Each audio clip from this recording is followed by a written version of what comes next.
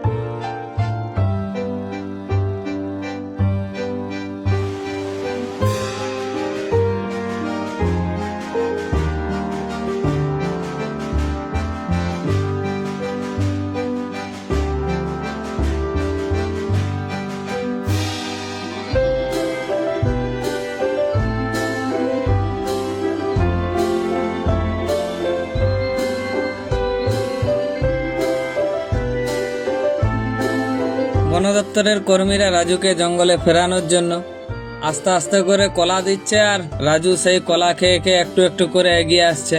এভাবেই রাজুকে আস্তে আস্তে করে শান্তভাবে জঙ্গলে ফিরিয়ে নিয়ে যায় বন দপ্তরের কর্মীরা।